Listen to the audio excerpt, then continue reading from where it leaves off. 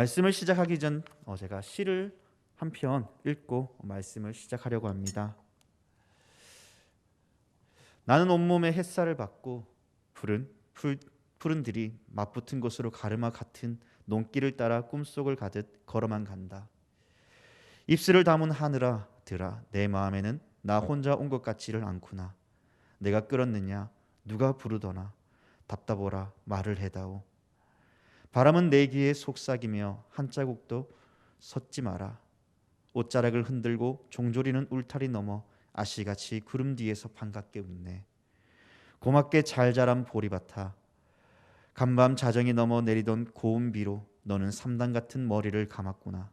내 머리조차 가뿐하다. 혼자라도 가쁘게나 가자.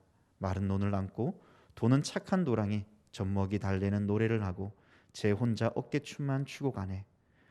나는 제비야 깝치지 마라. 맨드라미 들막꽃에도 인사를 해야지. 아주까리 기름을 바른 이가 지신 매던 그 들이라 다 보고 싶다.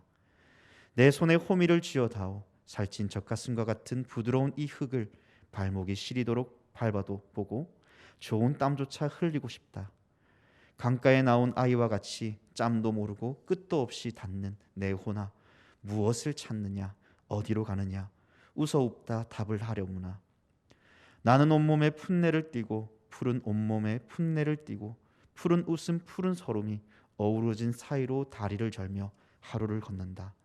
아마도 봄 신령이 질폈나 보다. 그러나 지금은 들을 빼앗겨 봄조차 빼앗기네. 아마 이 시를 시작하자마자 여러분들은 눈치챘을 것입니다. 일제강점기 시대 비애를 나타낸 대표적 작품이기도 하고 시인 이상하 씨가 조국을 빼앗긴 상실의 고통을 말하면서도 그럼에도 그는 다시 조국의 강복이 날이 찾아오며 회복이 이루어지기를 염원하며 쓴 시가 바로 빼앗긴 들에도 봄이 오는가이죠. 갑자기 왜 이 시를 설교 시간에 하는지 참 많이 의아해하실 것입니다. 오늘 전하는 시편 13편의 말씀을 연구하고 고민하다가요, 계속 제 머릿속에 떠나지 않던 시가 한 편 있었는데 바로 이상하 씨의 빼앗긴 들에도 봄이 오는가입니다. 생각해보면 오늘 본문에 등장하는 다윗 또한 조국이 빼앗긴 것은 아니었지만 자신의 대적자로부터 그리고 원수로부터 언제 죽임을 당할지 모르는 그 고통과 인고의 시간들을 보내며 응답 없는 하나님의 그 구원의 은혜를 기다리고 있는 다윗을 우리는 본문을 통해 발견하게 되죠. 그리고 저들이 악을 행하며 고통스럽게 하지만 여전히 침묵하시고 답하지 않는 하나님을 바라볼 때에 그의 마음의 번민과 근심, 그리고 언제 회복되고 나아질지 모르며 종일토록 기다려야 하는, 언제 다윗에게 봄이 찾아올 줄 모르는, 아니 어쩌면 봄이 오지 않을 수도 있는 순간에 놓여 있는 다윗을 바라볼 때, 그럼에도 불구하고 다윗은 여전히 하나님을 기대하며 소망하며 회복시키실 하나님을 바라보는 그 한결같은 마음을 바라보면서 문득 이 시가 떠올랐습니다. 일제강점기 때 조국에 언제 봄이 찾아올 줄 모르는 기때를 기다리던 한 시인과 원수와 대적이라는 대조를 이루어 자신을 죽이려 하는 고통의 시간들을 인내하며 어느 때까지 기다려야 합니까? 어느 때가 지나야 이 고통의 시간이 지나가겠습니까? 하나님 언제 응답해 주시렵니까? 언제 이 일이 회복되겠습니까? 라는 기나긴 긴장감 속에 그럼에도 불구하고 하나님께서는 언젠가 우리에게 응답하여 주시고 빼앗긴 들에도 봄을 주셨듯 하나님의 광명한 빛이 은혜와 따스함을 허락해 주실 것을 소망하며 살아간 다윗처럼 우리도 하나님을 찬양하고 인내하며 기다리는 그 기다림 속에 하나님이 주실 그 은혜들을 더욱 간절히 소망하며 희망을 품고 살아가는, 그리고 믿음을 잃지 않는 그러한 은혜의 시간들이 되기를 간절히 소망합니다. 지금 나의 삶의 연장에서 여러분들이 가장 기다리고 응답받고 해결되어지기를 원하는 것이 무엇이겠습니까? 아마 개개인마다 다 다르겠지만요, 어떤 이들에게는 절실하게 직장의 문제, 가정의 문제, 나의 사역터의 문제, 자녀와의 문제, 이 모든 것들이 회복되어지기를 원하실 것입니다. 하지만 현 상황에 있어서 어느 누구라도 동일하게 바라고 원하는 것은 바로 코로나 바이러스의 종식 선언일 것입니다. 왜입니까? 이것들이 해결되어지면 결국 모든 문제들이 해결되어질 것이라고 우리는 생각하기 때문이죠. 그도 그럴 것이 코로나로 인해서 많은 것들이 무너지고 깨어졌습니다. 직장도, 사업터도, 가정도, 자녀와의 갈등도 모든 것이 다 원망스럽고 힘들어졌기 때문이죠. 나의 모든 현 상황들이 힘들고 지치고 괴롭습니다. 맞습니다. 이 모든 것이 지속되고 연속적으로 이루어지다 보니요, 우리는 계속 지쳐갑니다. 생명이라는 단어 앞에 우리는 숙연해지고 배려합니다. 하지만 돌아오는 것은 여전히 즐거움만 있는 것은 아닌 것 같습니다. 오늘 본문에서도 다윗을 한번 바라봅시다. 본문에서 다윗의 삶은 어떠했습니까? 다윗은요, 영원히 번민하고 종일토록 마음에 근심하며 원수로 인해 고통받으며 사망의 잠을 잘까 두려워하고 있다라고 말씀합니다. 원수들이 그를 쳐서 하나님의 이름을 더럽힐까 두려워하며 조마조마한 하루하루를 보내고 있습니다. 이러한 일들이 하루와 이틀 만에 이루어졌을까요? 아닙니다. 그것들을 어디에서 알 수 있냐고요? 바로 오늘 읽었던 어느 때까지니까 이 단어 속에서 볼 수 있습니다. 1절과 2절 말씀을 자세히 보면요, 반복되는 단어가 등장하죠. 무엇입니까? 어느 때까지니까, 어느 때까지니까. 다윗의 이 고백은요, 많은 시간들을 고통 속에 보내고 있었음을 잘 말씀해주고 있습니다. 우리는 이야기를 나누다 보면요, 그 대화 속에서 반복되어지는 단어가 나올 때가 있습니다. 그리고 그 단어를 조합해 보면 그 사람이 지금 어떠한 환경에 처해 있는지, 그 사람이 무엇을 고민하고 있는지, 그 사람이 지금 어떠한 힘든 시기를 겪고 있는가를 우리는 대화를 통해 종합해보고 많이 나오는 그 단어를 생각해 볼 때, 아, 이 사람이 지금 이러한 환경 속에 놓여 있구나라고 생각할 때가 있습니다. 바로 지금 다윗은 그의 심정에 말 그대로 그 고통 속에 있습니다. 대적들과 원수들이 다윗을 죽이려고 다윗을 애워싸고 있고, 그를 근심하게 하고 죽음의 위기 속에서 다윗은 허우적거리며 아둥바둥 몸부림치며 하나님을 기다리고 있는 그 다윗의 모습을 우리는 바라보죠. 하지만 하나님의 반응은 어떠하실까요? 다윗은 하나님의 그 부르심, 하나님 앞에 간구하며 나아갈 때 하나님께서 응답해 주시기를 그토록 바라며 하나님의 얼굴을 구하였지만, 그러나 하나님의 반응은 어떠했습니까? 응답하시지 않았습니다. 응답하셨다는 그 단어가 다윗의 입에서 고백처럼 나오지 않습니다. 사람이 도움이 필요할 때 소리를 치지만 아무도 응답해 주지 않을 때 우리의 마음은 어떨까요? 말 그대로 세상에 홀로 벌어진 듯한 그 아픔과 고독과 외로움을 우리는 느끼지 않습니까? 다윗은 현재 그러한 상태에 놓여 사망이 그를 기다리듯 고통 속에 몸부림치며 부르짖습니다. 이 부르짖음 속에 하나님은 응답하시지 않습니다. 죽음의 환경과 고통이 그의 삶을 엄습하며 그를 괴롭게 하지만 하나님은 응답하시지 않습니다. 다윗은 얼마나 답답하며 얼마나 많이 힘들겠습니까? 그래서 다윗은 그의 심정을 1절 말씀을 통해 이렇게 표현합니다. 주의 얼굴을 나에게 어느 때까지 숨기시겠나이까. 여기서 다윗이 고백하고 있는 주의 얼굴은요, 신학적인 의미가 있습니다. 그것은 다름 아닌 바로 하나님의 임재와 도우심이라는 상징적 의미가 주의 얼굴에 나타나 있습니다. 하나님께서 그와 함께 하시지 않는 것 같습니다. 그를 여태껏 도와주시던 하나님이 그를 버리신 듯한 외로움에 다윗은 감싸 안습니다. 욥기 13장 24절에도 이와 비슷한 상황에 놓여 있던 욥을 생각해 보세요. 그는 그 시대의 완전한 자였고 흠없으며 하나님 앞에 인정받는 자였습니다. 하지만 어느 날 그의 삶은 한순간 강한 태풍에 그 모든 것이 휩쓸려 가듯 그 모든 것을 한순간에 잃어버립니다. 자신의 자녀, 재산, 그리고 사랑하는 아내마저, 그리고 그 동네에 함께했던 많은 사람들이 그를 공경하며 존경하였던 그에게 손가락질하며 그를 향해 욕하며 그를 천대하는 그 상황으로 바뀌어 갑니다.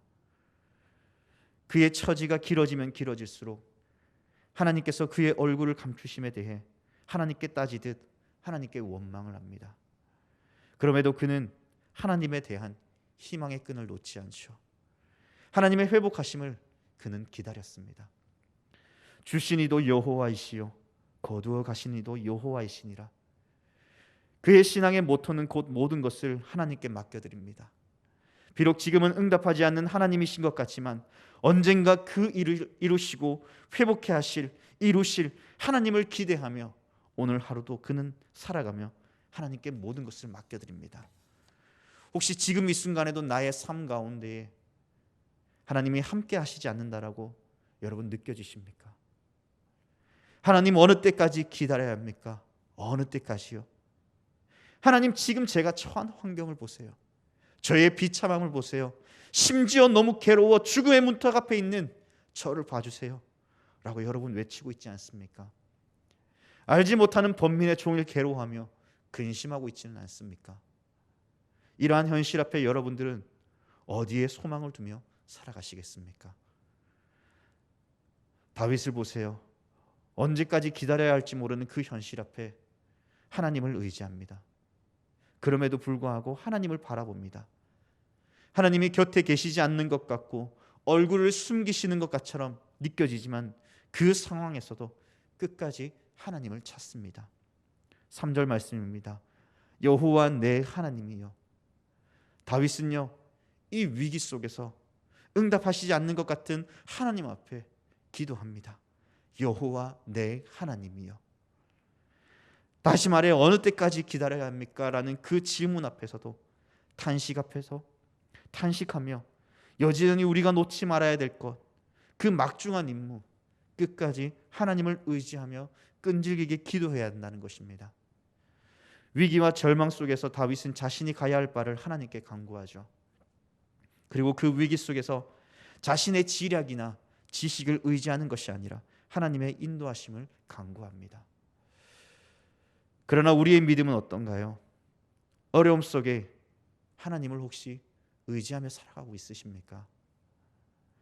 하나님께서 회복해 하여 주실 것임을 진짜 소망하며 살아가십니까? 우리는 때론 눈앞에 보이는 현실 앞에 가로막힐 때가 많습니다. 그러할 때 나의 생각이 최선의 것이다라고 생각하며 이 위기를 나의 지략과 나의 지식으로 해결하려고 할 때가 많습니다. 마치 역대기서에서 나타난 자신의 지략으로 하나님보다 앞서 나아가 결국 비참한 최후를 맞이한 왕들처럼 말이죠. 역대기서를 보면 역대 왕들의 모습을 통해 우리가 누구를 신뢰하며 믿으며 나아가야 될지를 잘 보여주고 있습니다. 하나님을 신뢰하며 믿음으로라고 말하지만 나의 앞에 큰 일이 닥쳐올 때 결국 하나님보다 나 자신의 힘, 사람의 힘과 지략을 의지함으로, 권세를 의지함으로 무너지고 깨어지며 고통의 길에서 벗어나고자 했던 그 길을 걸어갔던 그들의 비참함을 바라보십시오. 우리는 결코 그 길을 걸어서는 안 됩니다. 어쩌면 당연히 힘들고 어려운 이 시기 속에 사람을 의지하고 싶을 그러한 마음이 있지만은, 힘을 의지하고 싶은 그러한 간절함이 있지만은, 그럼에도 불구하고 우리는 기억해야 됩니다. 오직 여호와 하나님께 간구하며 하나님 한 분만을 의지하며 나아가야 됩니다.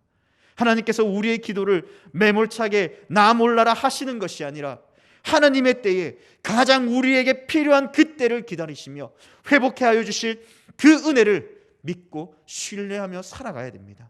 그것이 지금 당장 나에게 나타나지 않는다 하고 할지라도 말이죠. 다윗은 언제까지 기다려야 할 것인가에 대해 우리에게 이렇게 교훈하며 우리에게 이렇게 도전합니다. 그럼에도 하나님을 신뢰하며 기도할 수 있겠는가? 여러분들은 어떻습니까?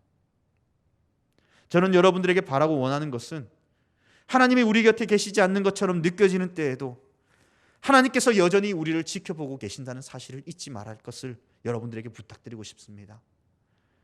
우리의 머리털까지도 세신바 되시는 하나님께서 지금도 여전히 우리와 함께 하십니다. 지금 깊은 절망 속에 빠져 있다 할지라도 포기하지 마시기 바랍니다.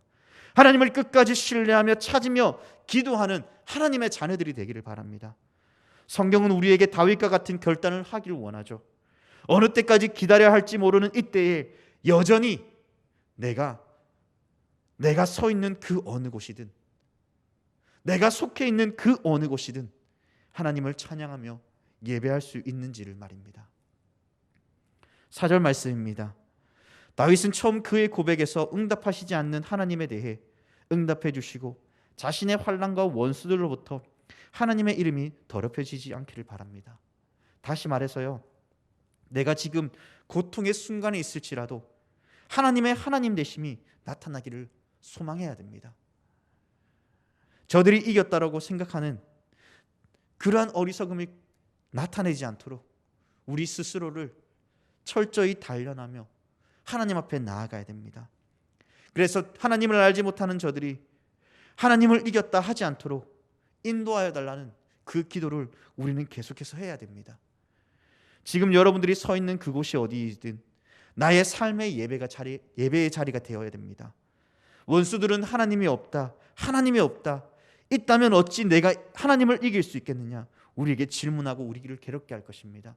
하나님이 살아계시다면 왜 지금 너의 형편은 이렇게 나아지지 않고 계속 힘들고 어렵느냐, 어디 하나님을 불러봐라, 하나님이 계신다면 너의 환경을 회복시켜 주시지 않겠느냐라는 그러한 질문 앞에 우리는 견디어내야 됩니다.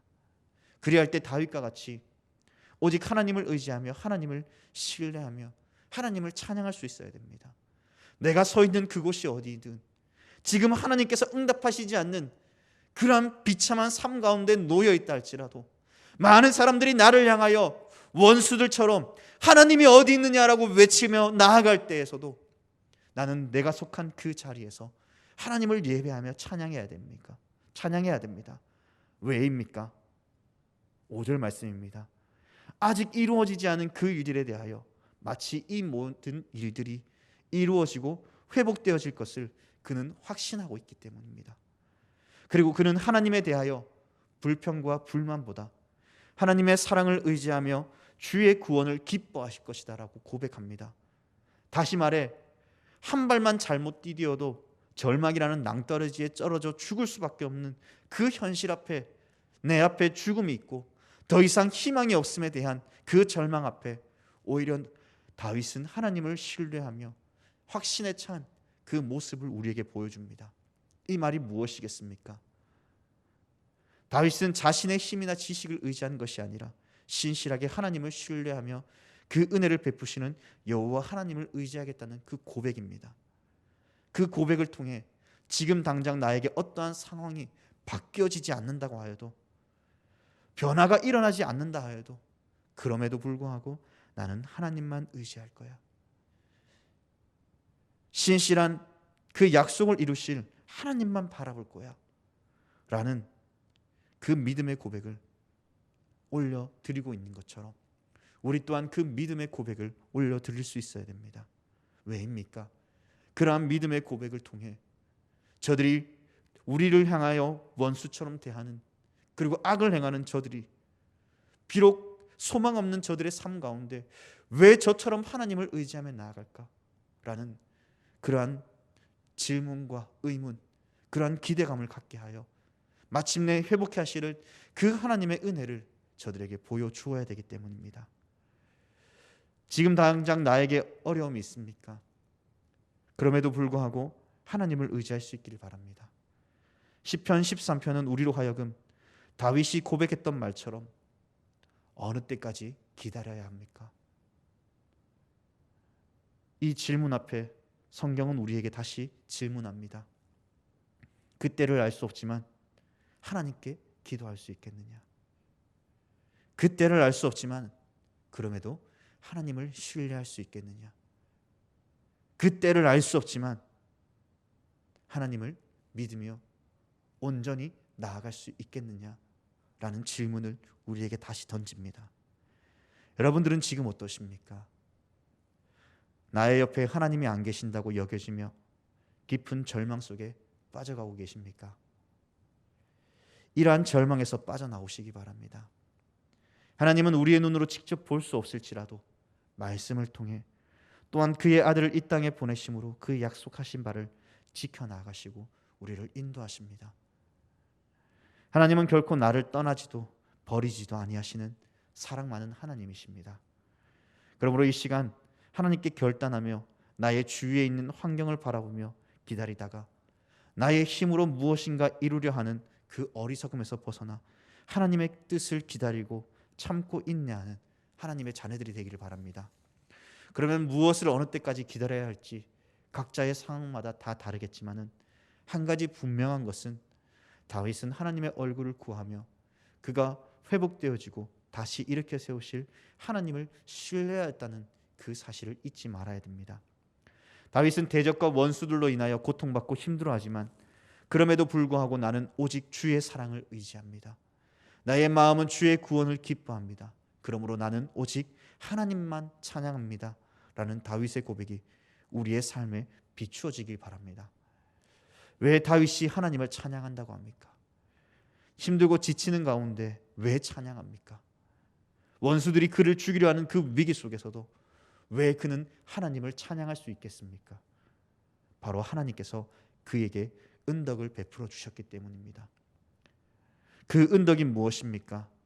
삶을 살아가는 순간순간마다 그의 목자가 되어주시고 그에게 은혜를 베푸시는 하나님의 놀라운 사랑을 그가 알았고 경험하였기 때문입니다. 우리는 삶을 살아가는 모든 순간순간이 다 하나님의 은혜임을 우리는 잊지 말아야 됩니다. 하나님의 은혜 없이는 우리는 오늘 하루도 살아갈 수 없는 비참한 존재들입니다. 그러한 존재들에게 하나님의 은혜를 베풀어 주시기에 우리는 하나님을 찬양할 수밖에 없는 것이죠. 사랑하는 여러분, 하나님 나라를 소망하며 이 땅을 살아가는 모든 순간순간마다 이러한 고백을 드릴 수 있기를 바랍니다. 하나님, 다윗과 같이 절망의 순간에도 하나님을 기다립니다. 하나님, 대적과 원수가 나를 애워싸고 나를 괴롭게 하여도 나는 여전히 하나님을 기다립니다. 하나님께서 주실 그 사랑과 그 은혜를 기억하며 우리에게 베풀어 주실 구원과 기쁨을 허락해 주시고 모든 환난과 공고에서 벗어나게 하여 주실 것을 믿고 신뢰합니다. 그러므로 하나님, 이 어려운 때에 하나님을 의지하며 하나님만 기다리며 이 기다림 속에 지치지 않고 하나님만 바라봅니다. 하나님은 나의 참 목자가 되어주십니다. 그러므로 나는 오늘 하나님을 의지하며 그 기나긴 기다림 속에 하나님만 바라봅니다 라는 그 믿음의 고백을 드릴 수 있는 우리 모두가 되기를 주님의 이름으로 간절히 부탁드립니다. 기도하겠습니다.